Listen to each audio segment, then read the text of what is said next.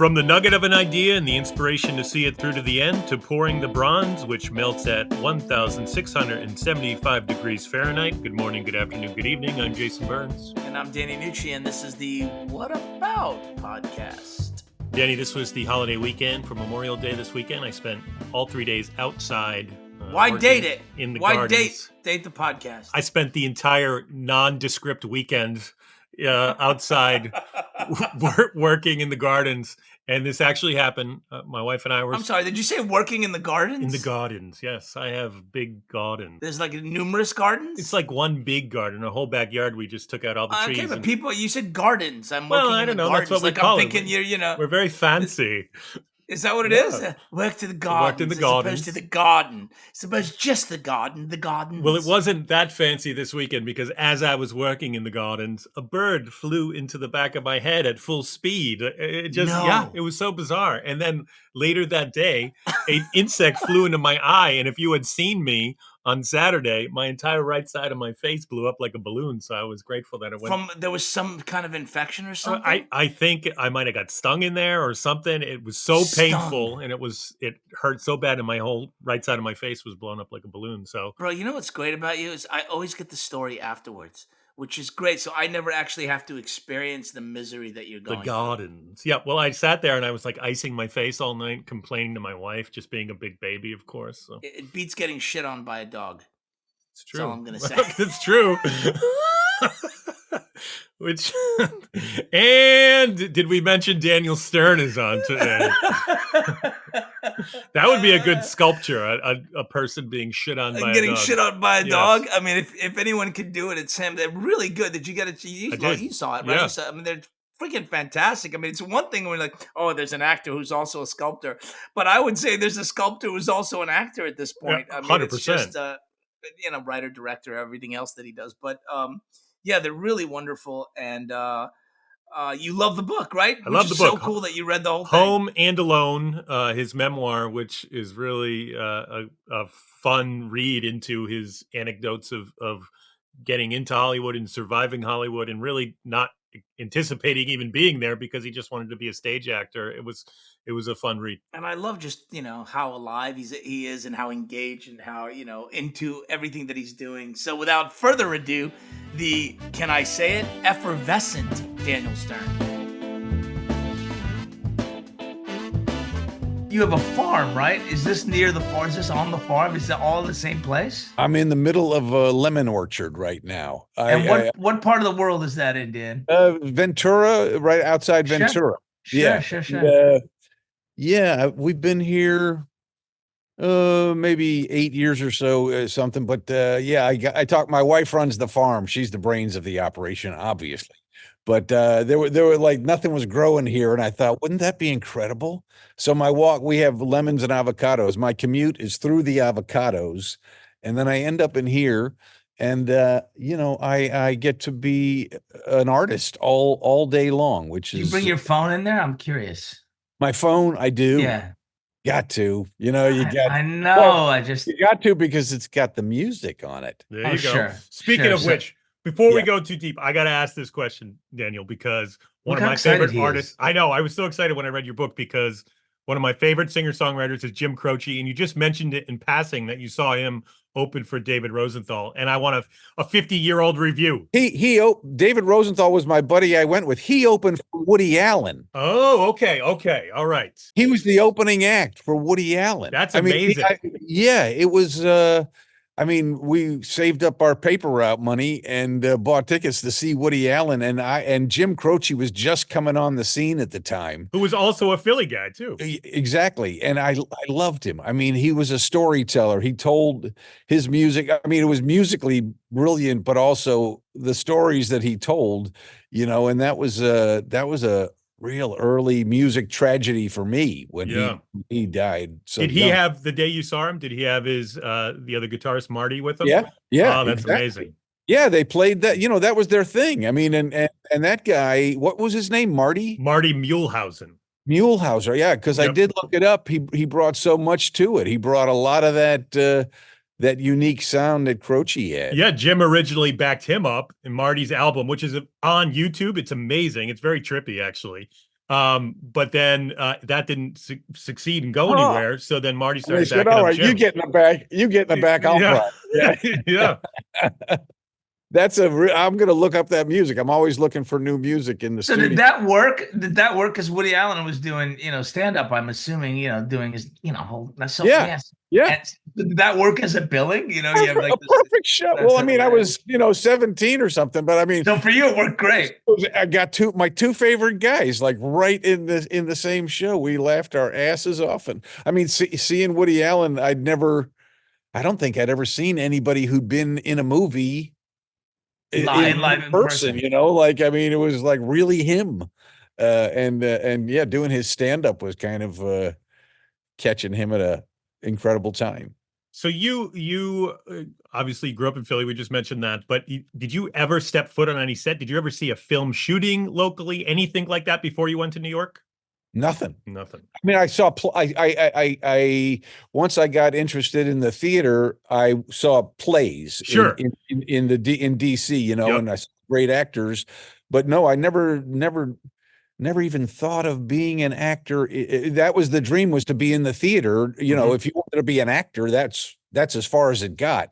And but yeah, the movie and TV just surprised the heck out of me when I moved to New York. Oh, right, that's how you make money at this thing. But you did theater, right? I mean, you moved to New York and did theater and studied and did the whole shebang there, right? I wouldn't say studied. Studied strong work. A little strong for me, for what I was doing.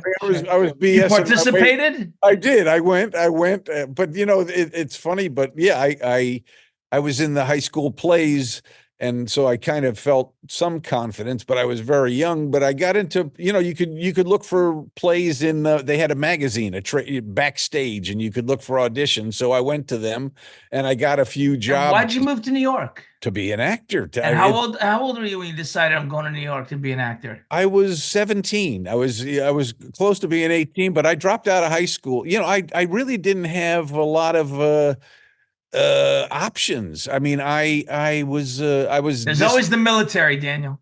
Right, there was, but that was right in Vietnam, dude. I know, that's why I'm saying it. That is exactly. I was being facetious. I mean, they ended the draft, like 2 years before I was going to be, qualify for that. But yeah, no, there was. I mean, it was really between becoming an actor or working at a car wash. I thought I could line up the job at the car wash in the neighborhood. But what's amazing is that everybody knows you for film and TV. But back then, I mean, when you say you were going to be an actor, like you just said, all you knew was stage at that point. Yeah, and there was no dream even. I mean, I didn't even think of that as the dream. But I lucked into, because I loved the theater, and I worked backstage a lot too. So that's how I stumbled into the whole thing. Was I got a job. I thought I got a job as a hanging lights for the Washington Shakespeare Festival, and they ended up, because they found out. I mean, they found that I played the guitar really badly. I mean, they didn't know it was really badly, but instead of giving me like an apprenticeship with the lighting thing, they needed a guitar in the Shakespeare play. So I ended up in the play and met these New York actors who were all like in their 20s saying, no, you can do it. You go up there, you find an apartment, you get a job, this is how you get work, and this is how it works. And if I hadn't stumbled into that, there would have been no clue about even moving to New York. And John Hurd was one of those people, correct? No, John Hurd's roommate was. Oh, Hurd's roommate, Christopher, was in the play. He said, yeah, move on up.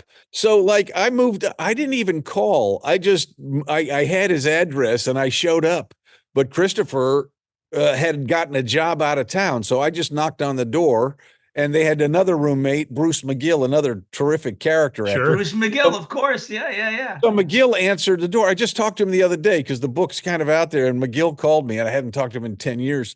And he's like, yeah, I knocked on the door. He's like, who the hell is it? What are you doing here? Is Christopher here? No. He said I could stay with him. What? And I said, can I come in? I really got to pee.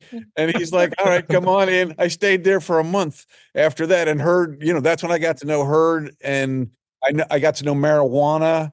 and beer, which are other Sure. things. I know those. I know them. Yeah, I've heard of that, and lifelong friends.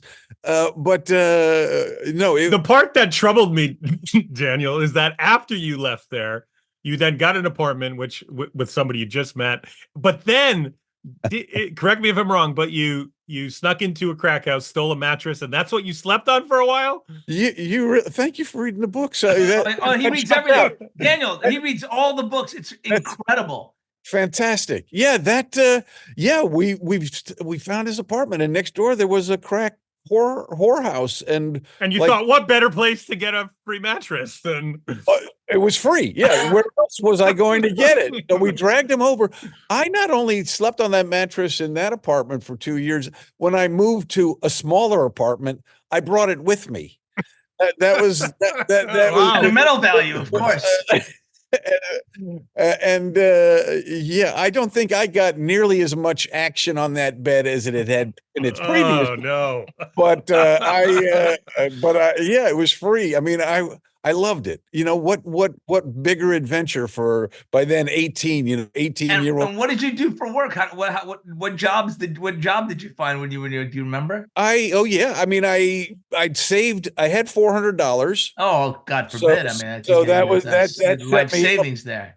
There was a newspaper stand on the corner that I filled in on occasion. But when you said about acting school, like, I signed up for an acting school. That's the one thing my parents said, like, have some professional track you're on in some way. So I signed up for an acting school, and the teacher, Austin Pendleton, another brilliant actor, sure, and teacher. So Austin hired me like within a month from his class to be in a play. So I started making a living as an actor right out of the gate. I mean, it was a shitty living. I mean, it was you didn't need much. You had a crack mattress and I had where were you, by the way? What part of the city were you in? Now it's the fanciest part of 75th and Broadway. But then not so much. Oh wow. 75th and Broadway. Sure. That's how bad it was in 75. That was still, sure. I mean, that was Needle Park and all that up there at the time. But yeah, but that was like prime location. Oh, it sure is. Yeah. I mean, yuppie city. Unbelievable, isn't it? I know. It's crazy. The whole city, the whole of Manhattan. I know. The whole of Manhattan. So much of the book, Daniel, is you talking about how you were like the young guy in your group of friends, John Hurt, all these people that you had met. Right. At what point did you no longer feel like the young guy? Was there a moment where it switched over and you went, wow, I've now been in the industry X amount of years, or does it still feel like that? It's hit me in waves. That's like the last thing I did a show on Apple, and I did, and I was so friggin' well respected on the set. It was terrible. Like, the old wise man is here, Mr. Stern, tell us about the day and tell us about this, sure. So now the elder statesman, right? You're just walking in as the elder statesman. Full tilt that now, but it's come in stages, but I was going to say, like, when I became, because I was the youngest, but I was the first one to get married. That's what I was. Yeah, and the first to have kids, right? Yeah. Yeah. So that sort of switched it, but then I suddenly now I'm the youngest guy, the youngest dad. Mm-hmm. So like even as my kids went to school and high school, all the friends' dads were older than me. So I still always felt like that kid thing, which I enjoyed. All your actor friends were probably dating 18-year-olds and you had an 18-year-old. So when you did, far from the truth.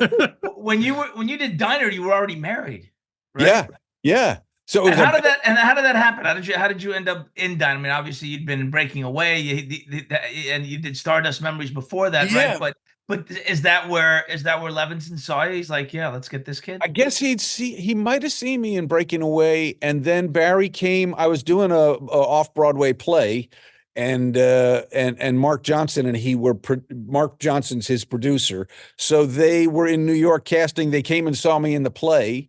And then Barry it was funny because Barry, there was like a casting thing. So I had a meeting with him, but the meeting was like, and I'd read the script. I loved it. I was just married. Shrivi's just married. his friends don't understand. How do you be a married guy and still hang out with friends? That's exactly what I was going through. Sure. I'm still running around with my fun friends, but Uh-huh. I got my wife at home, but But you got an old lady already. Yeah, Sure. exactly. So it was all that. But the thing with Barry, like we just said, because I grew up in Bethesda, Maryland. Barry's from Baltimore. So like I knew the Colts who were, I knew the Baltimore Orioles. He's a Colts fan, Dan. He's a Colts fan. There you go. So so we just BS'd, and what I realized later, and we all kind of realized later, was that was the audition. Can you sit and BS? Because there's gonna be a lot of that. Can you hang with me and be funny and be, whatever, charming, interesting, all those things, and then when we got to the set, the script was pretty much out the window. We did the scenes. There was not a lot of story to tell, because it was mostly hanging out. There was a wedding happening, but it was really, so Barry, really, we just improv'd for a month at night in that diner with other guys who probably had met Barry. Barry said, "Oh, that guy can bullshit," and let's. Were you shooting this while this was happening, or did you actually have rehearsal periods where you were just like getting together? We had a rehearsal period. Yeah, we read the script maybe twice, but even in that, it was like, because the thing was, everybody was funny, and especially the secret weapon was Reiser, because Reiser didn't even have that good a part in the script. He was like, Modell was kind of an additional person, but there was the core group. But Reiser was so friggin' funny that his jokes and he was like home runs. Now you got to keep up, and everybody's on like, okay, we're in a competitive, sort of healthy competition. Sure. Well, 20 somethings, going at each other, sparring on camera, trying to one up each other. Well, and by the way, comes across brilliantly, which is the movie, and that was the genius of Barry, was that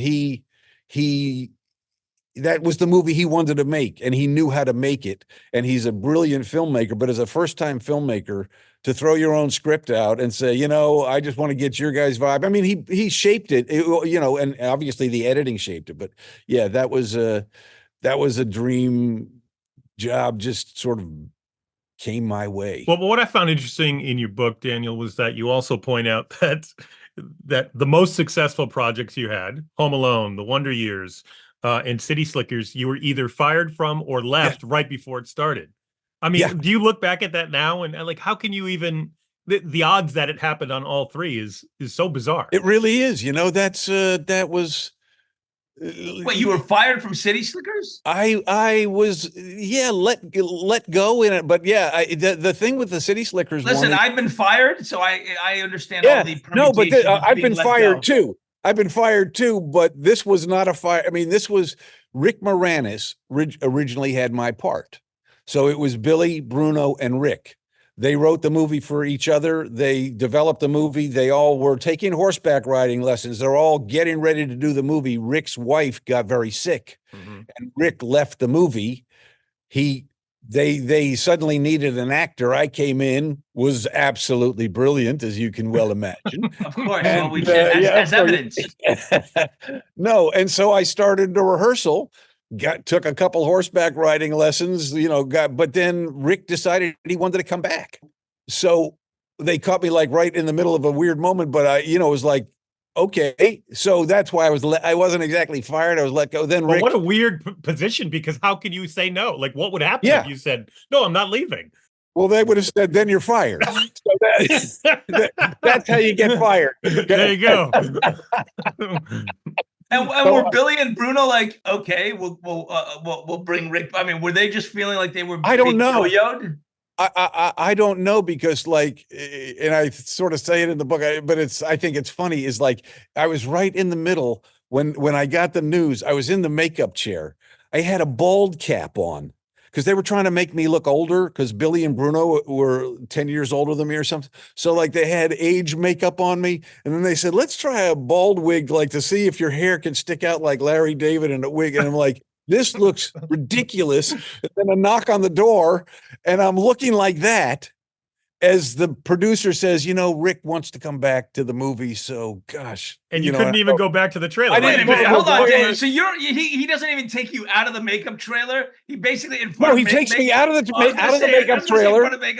But I'm looking like that.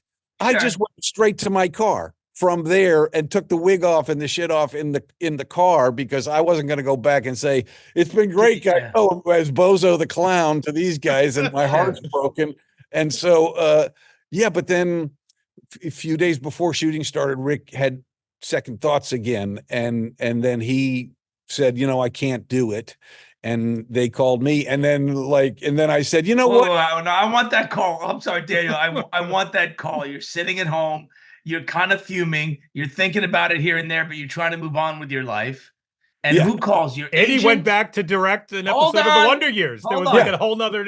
So who calls? My agent. My agent calls me and says, they want you back. And I say, you know what?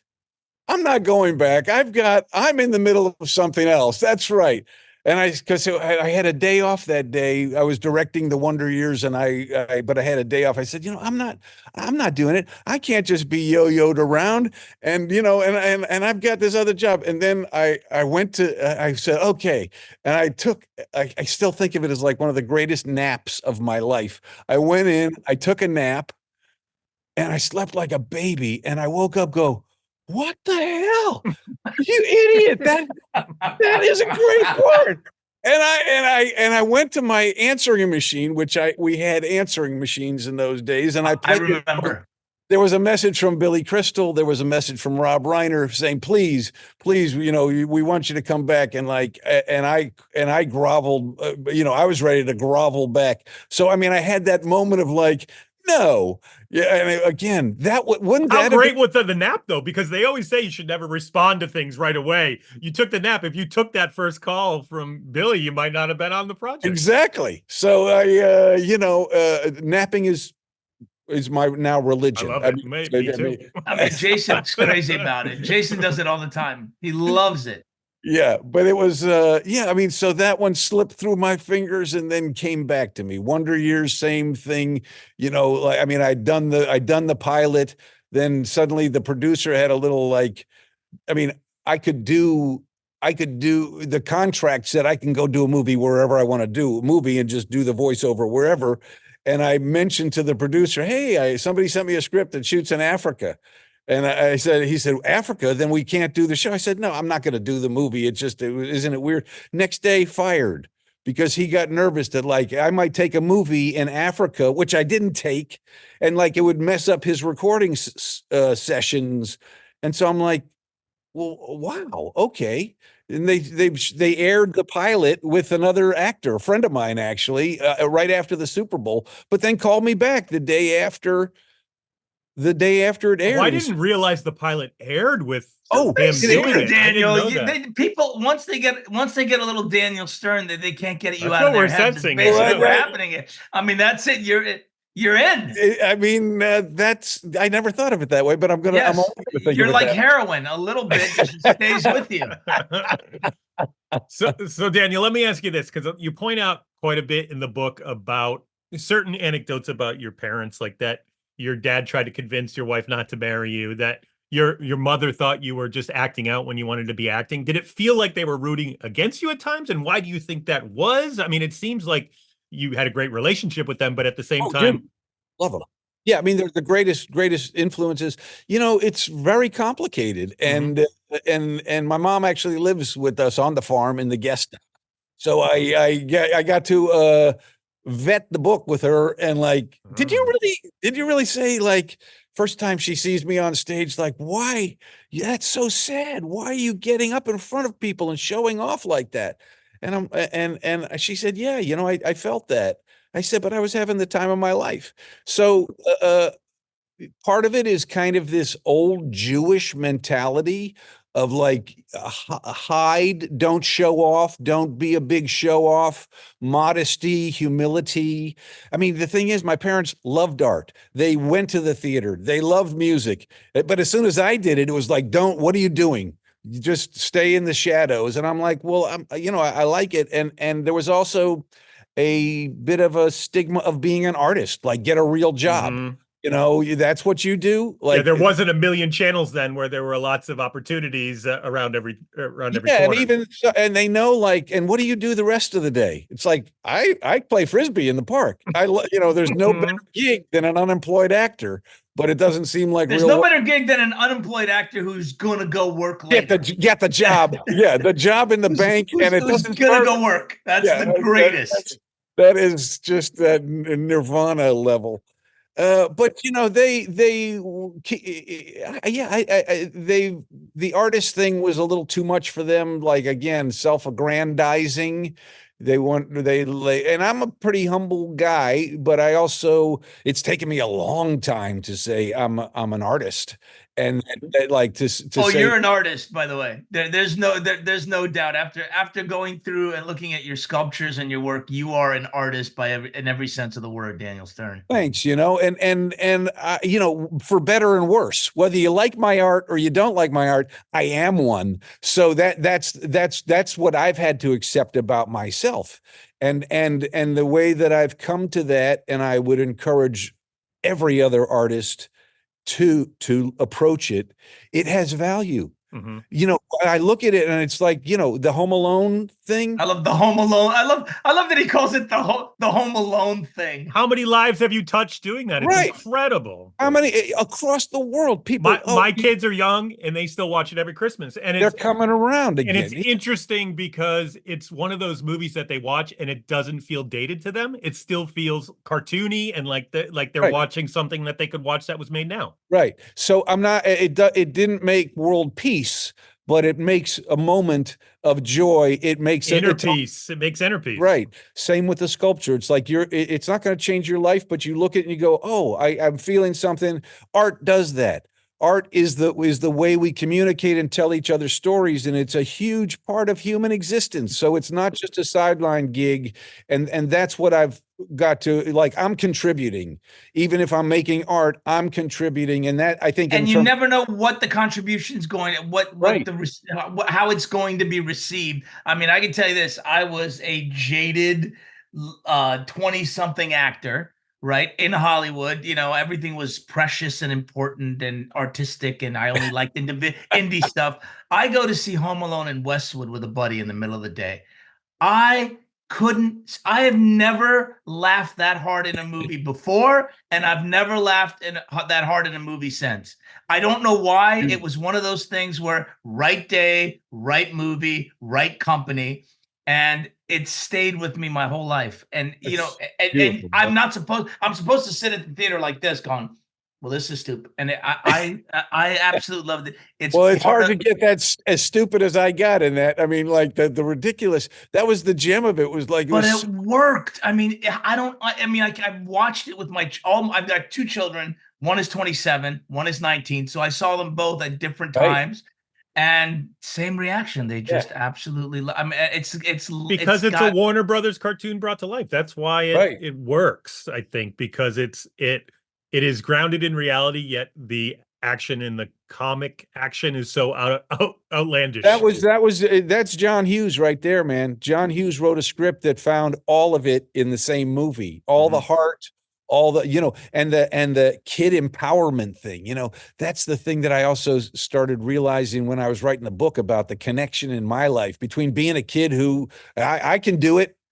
I'm going to move to New York, or I'm going to hitchhike. I can do it.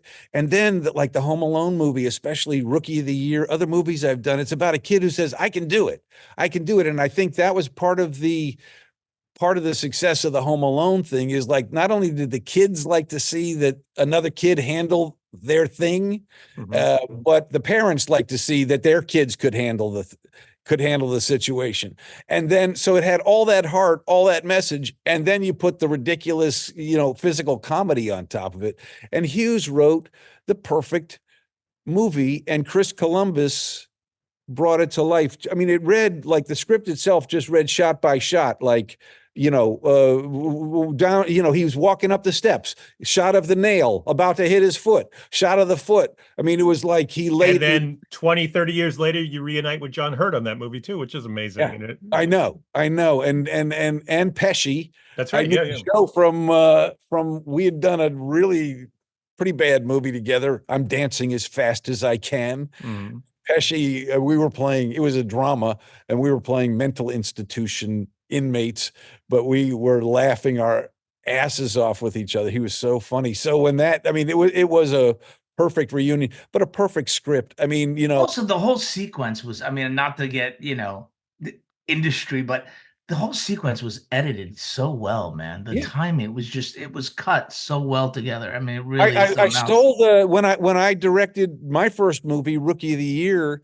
I had an editor on the movie, but there was so much baseball footage that they said I could hire another editor. I got Raja, because Raja edited both the Home Alone movies, and I got to go in the room a few times with him and became friends. But there was this mass of baseball footage, and like, how are we going to make this?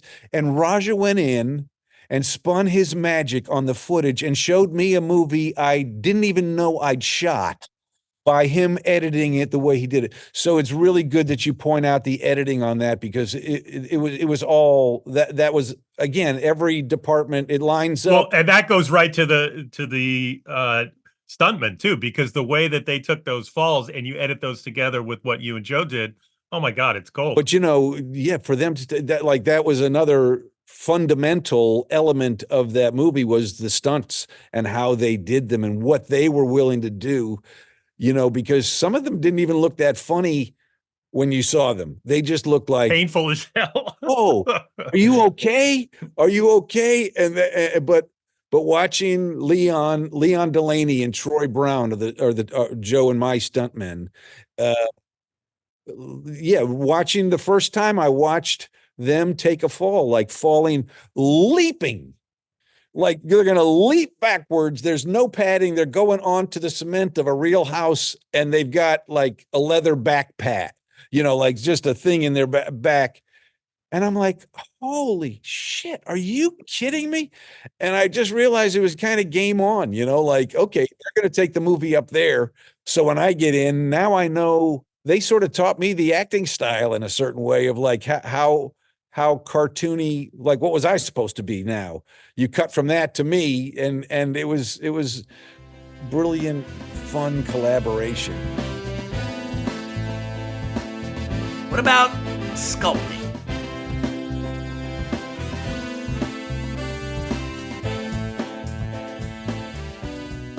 Now let me ask you, because for me, obviously there's a lot of downtime, so that's how I picked up a guitar. That's how I got into music, just sitting in a fucking trailer, being married, right? Being married and sitting in a trailer for a long time. It's you and you, and I couldn't.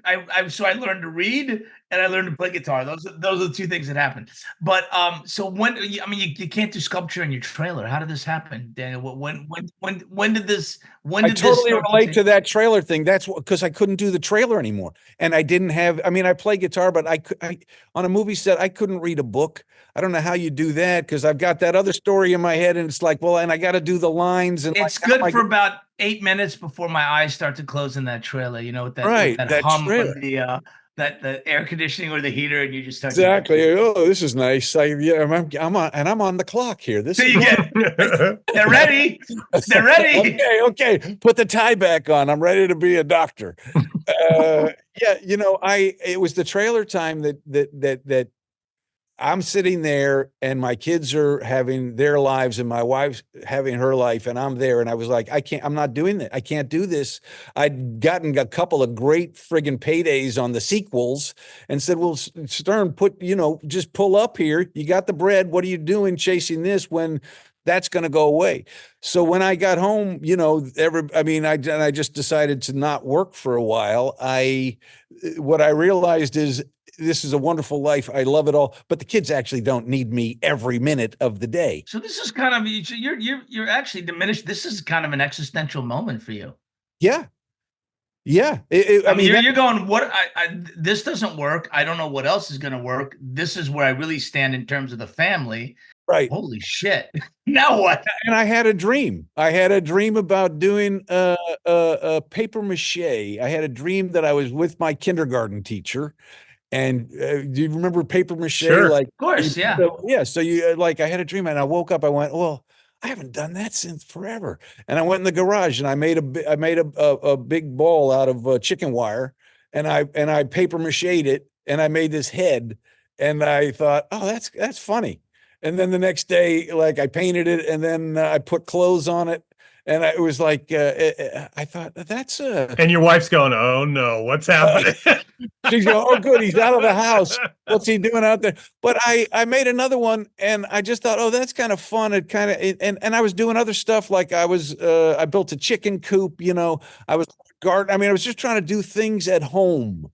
Just things at home. And then I'd be there to pick the kids up at 3. Right. And then I was coaching, but like school hours, I had some time. And eventually, it's kind of great, isn't it? When you're an actor and you've worked on location, and all of a sudden you're like a regular dad, and your clock is get him fed for breakfast, get him off to school, and then pick him up. It's the best, isn't it? It really is. So I wanted to fill those hours. Anyway, the Sculptor, I sort of took it seriously. People saw some of it. People wanted to buy these weird big paper mache sculptures I was making. Hold on, you fast forward a little fast for my taste. You make the first one, you like the way it felt. I like it. And when did you go to the store and get more shit? How far in doing it? The next day? Yeah, the next day. It's like, I'm gonna make that. I mean, we had a bunch of newspapers and a lot of chicken wire, and I was just using my old pajamas like to make clothes or something. Then I thought, oh, you know what? If I put PVC, if I put the irrigation pipe that I was learning to make, you put it inside it. Now I can hang one off the wall. So I had one, like, it was hanging a swimmer, like diving, a diver. And I was like, that's funny. And then I did it again. It was like, then the engineering part of it started to tickle me. Oh, I can make something that stands on one hand, but it's going to look like it's really out of balance. And so the engineering, and then I realized, oh, this is making me laugh. That was what was funny, was like, oh, and I'm sort of telling a weird little story of a guy doing a handstand, and it looks like he's about to fall over. And I thought, I mean, I didn't even think, I just knew I was storytelling in this other weird way. People liked it, and then started to want to buy the stuff. And I thought, well, that's weird. And then what I ended up doing was I sort of outgrew the house, and I rented a studio. And once I rented a studio in Culver City, like and it wasn't a cool art district at the time. Were you in Ventura at this point? No. No. We were living in Malibu. I was in Malibu for 25. Right, so Culver City's not so far. No, it wasn't too bad. And it was like a warehouse space. It was an old refrigeration unit, but there was galleries starting to pop up. So now, like, when they had art walks, people came into my studio. And this was still paper mache then, Daniel? Well, I'd moved to, I still do it sometimes, is like, you know what, you make a cast out of, like, plaster sheet. Sure. Yep. Yeah. So I replaced plaster paper with that. Oh. It laid down the same way, but it was stronger. It was more durable. It could, like the engineering part of it, it could be outside too, because I was filling up the little house with my stuff. So I wanted to put stuff outside. So, but when I got to Culver City, I said, if I really want to do this, and now I'm paying rent, and I got to learn to sculpt. Bronze sculpture is like, how do you do that? Right. When did that come in? When did the idea of doing bronze? I mean, obviously it was a progression from where you were, but when did it actually become like, you know what, this is the soon thing? After I was in Culver City, because like I saw other artwork down there. I was going to galleries all the time because they were around me, and I was going to take myself seriously, and I thought, who do I love? I mean, I'm not really a pop art guy. I mean, I love Rodin. I love classic figurative sculpture. Yeah, there and find my style. But I also didn't want to just like do Giacometti and go like, oh, it's abstract. I said, I made a commitment to myself. I'm going to learn how to do it for like as realistically as I can. Really understand anatomy, really understand all of that, and then find how I do it. But to go from plaster to bronze, Daniel, is not only like finding your style, but you also have to melt the bronze. Like it's a huge process. Yeah, but you have to find a foundry. Like I had to learn to sculpt in clay. a bronze sculpture starts in clay, and then they cut it into pieces, make a mold out of it, cast it in bronze, weld it all back together. What is that mold made out of? That mold's made out of latex. Okay. So you paint each piece of the, you cut the, I mean, like these sculptures, I'm going to cut them into pieces, and then they'll make the mold, the latex mold. Now that's a perfect impression of that piece. The actual process is called lost wax process. So now they pour wax into that latex, because if you poured molten bronze into the latex, it would be destroyed. So you pour wax into the mold. Now you have a perfect wax impression of that piece. You encase that in concrete, like a very slushy concrete, so it gets into all the nooks and crannies of that piece, every hair follicle or whatever you've sculpted. Now that's encased in concrete. Now you can pour the molten bronze into the concrete. It melts the wax impression inside it. The wax disappears. The bronze takes its place. Smash the concrete. Now you've got a bronze piece, and then you weld it together, right? Weld it together. So that's like that. You know, that's a huge. And in a way, like movies, like there's a whole crew you need to get to bronze. Yeah, I saw one of them's called The Dead Man, that has to pour or keep the balance of the pour of the bronze, which is an ominous job title. Yeah, isn't it? It's wonderful though. It is like that movie crew, and like they do that, and then they check with me. I'm the director at that point. And the writer. And exactly. Do you do the welding yourself? I don't do the welding, but I watch them weld. And then I watch them like chase those get the seams done and then patina. So I get to, it's like looking over the cinematographer's shoulder and saying, can we make it a little wider? Can you make it a little browner? Can you make over the editor's shoulder? Really? Okay. Yeah. Can you cut there? Can you cut? Yeah. Exactly. Great. So it's got steps along the way, but it as you can see, it's substantive enough to make it a lifelong work. It's a substantive enough thing, and there's so much learning that continues to this day that it's so engaging and keeps me humming. So that when I do get an acting job, or I went and wrote a book, for God's sake, which is crazy, or I've written a movie script, or I've written, I'm producing a play, and so, but my artistic juice, it keeps me always humming, so that I'm always in a creative mode, so that when I go to something else, if I'm just an unemployed actor and waiting, and then it's like I'm up, it's like, oh, this is the biggest day of my life. I'm back in the action, and how do I do? Now I don't. No, the pilot light's always on. That's exactly. Yeah, it's a perfect way to put it. Just for me, and it gives me a job. I need a job, man. You guys made your own job too. Here you are. Well, that's one of the things my daughter, is studying to be an actor. And I said, one of the things that is great about it is you figure out how to live in downtime and not think of it as downtime, but think of it as free time rather than waiting for the phone to ring. Cause I've done it. It makes you insane. And the time as you get older, you go, well, that's the most valuable thing. Duh. Who didn't? I mean, like, it took me a long time to go, if you have control over your own time, you win. But what's cool about the sculptures, much like the films, they're going to be around long after we're gone. So it kind of connects again to that same idea of art being a lasting thing that people will connect with.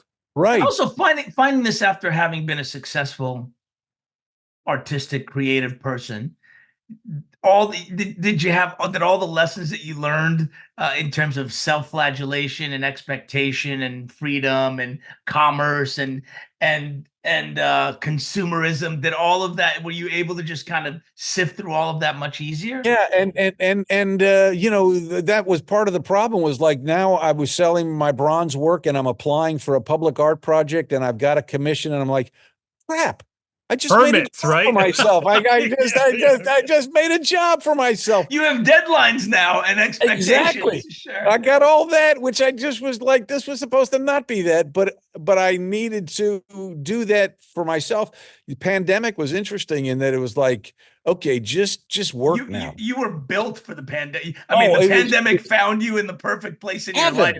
heaven. Yeah, I mean, you were just literally exactly placed to deal with a pandemic at that time. Absolutely. And I elevated my work to it because I had I'm putting in, I did this one here, this totem, and I did that took 7 months. Wow. And I had it like the time to how am I going to do that?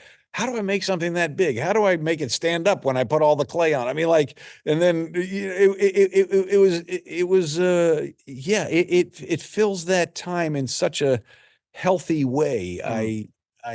Well, one of the things I love about sculpting as an art is the delayed gratification is just, I mean, it's so delayed, the gratification, that you really have to, you have to really enjoy and be in the middle of the process, because it's a ways away, especially when you're doing, pieces that are that big. Very astute, man. Very astute, because it's I think that about, because it's hey, that would be a good, I see a pose. A lot of times I Google dancers, and oh, look at that body there. I'm going to make that. Exciting. Yeah. Okay. That was the moment of inspiration. Now you got to you keep telling the same story over, cut the foam. Build the thing, put the clay. I'm still making the same thing. 6 months later, I'm taking it over to the foundry. We're still making the same thing. We're still making the same thing in wax. Now we're making it again in bronze. Now and then it's and it's done. Ta-da. Okay. Yeah. I'm sick of it by now anyway. I mean, but that's kind of, good, because I feel that the movies too. It's I like it when it's alive. I love it when it needs me. When I have input into it. When I'm doing the patina, I still love it because it's still trying to carry out that vision of that's how I saw it. It should be greener. It should be this, or but then when it's done, I want to have something that is alive again, because once it's I've done stuff for cities and it's wonderful, like you said, it goes on forever. People walk by and they sit on my sculpture and have a sandwich, and it's that's cool, but it's not, I mean, it doesn't involve me anymore. Right. It's out of your hands then at that point. Well, I remember when I was a young actor, I worked with Hackman, and I was talking to him. He's like, "Yeah, I don't watch the movies," and it just shocked me. I'm like, "What? You don't watch?" He's like, "No, I don't watch anything I've done." I don't either. I know. That's why I meant it. Because that's not the thing. It's dead. It's over. It's over. Yeah, it's over. I don't it's on to the next. It's too strong a word, because it's that's when it's alive for everybody else. Yeah. That's when it's alive for everybody else. And I don't want to squash that in any way, but for me, yeah, your involvement's done. over.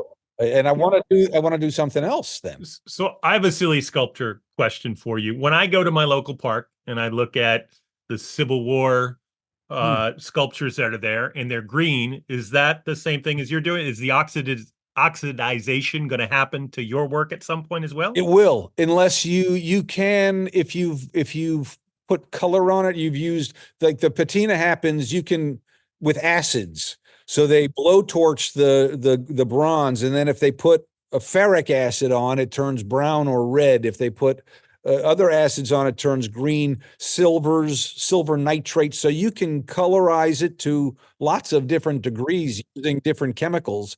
And then traditionally, you then cover that in wax. You put a thin coat of wax on it, because that's going to keep the air out. But if you wax it every year or two, it won't oxidize. Interesting. But if it starts hitting those elements, it will naturally turn that green, that old green from those Civil War ones. Because what a lot of people don't realize is that the Statue of Liberty is not green. Originally it was not green. Is that right? Yeah, it was a completely different color. There's actually a photo of it that exists. Oh, I'd love to. I should look at that. Yeah, because but it's brilliant. I mean, I love the aging. Even some of the stuff that I have a few pieces around the farm here, just older stuff that I did in the plaster, right? And what's happened? They've been out there for 15 years, and so they're decaying.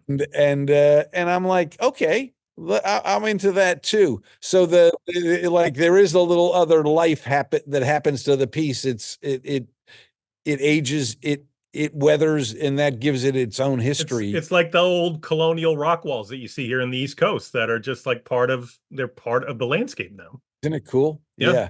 That's sort of the fun that and I'm going to go back to it. But again, it was a bit of a job, but doing public art, Like that stuff that's in the town square is so amazing to have it just become part of the landscape. And again, I've seen people say, I did one that's a director in front of a movie theater, and he's got a director's chair and a camera, and like people sit in the chair. They send me pictures of them sitting in the chair eating a sandwich. It's really cool. I love I love the way he play. I mean, it's just got, it feels like that 1930s, right? When they first had talkies kind of director, which is really great. They wanted something to honor their film history, So that, again, that's the fun part of it. You go to the town and I say, what story do you want to tell about Monrovia? And they say, well, this is where the film industry started, and and we're going to place it outside the movie theater. It's like, okay, I started getting an idea, and then it was you're telling a story for them, which is really fun. Which is amazing that comes from a paper mache dream. I know. It's incredible. Well, it's also the perseverance and the commitment and the work and the getting up and the doing it and the showing up when you don't want to show up and all of that, which actually is what gets it done. But that's what you were saying before. Like that's what I've come to. Like, it's delayed gratification. But what I've kind of getting the wisdom is in my old age, it's the journey, dude.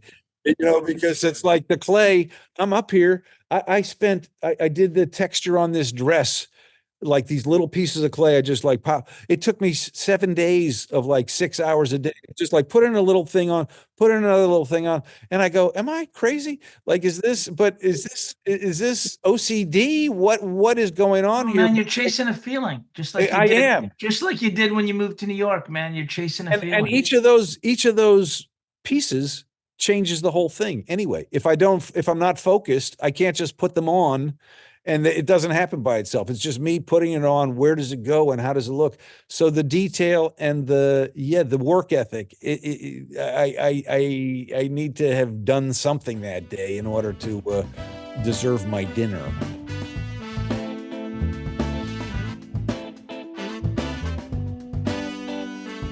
What an interesting family. I mean, daughter's a doctor and a former EMT, and son's a senator, politician, and dad's a sculptor. And can you imagine his wife has just got to be like, everything falls on her. You know what I mean? Well, she was an actress as well before they had gotten married, and she ended up working in restaurants and stuff like that, and is like an incredible chef. So yeah, really cool, interesting family. We should have interviewed her. Well, we can. It doesn't stop here. We could always have her. That's right. That's available, which is fantastic. But really, the sculptures are terrific. And I know this is going to sound weird, but they're also affordable for what they are. I was going to say the same thing. I was expecting a different price point, but they really are, and they're wonderful. And I was like, there was a couple of them I'm thinking, my wife's birthday's coming up. But now I've just said it. If she's going to listen to this and listen to me, like, literally, I just like, what am I doing? What is wrong with me? Don't answer that. After he mentioned how long they take, then I thought they were extra affordable, that knowing that they take 7 months to do. But I was thinking we set up a Kickstarter, right? And we commission one of you and I doing a podcast together, like old-timey podcast, like old radio guys. It's like an old radio thing. Yeah. People can sit on us and have a sandwich. Hey, that's always what I wanted. Somebody to sit on me and have a sandwich. That's that's living. That's what I say. All right. Thank you for listening. Music by Denny Nucci. Produced and edited by the same two people you heard hosting this show, because they have no friends.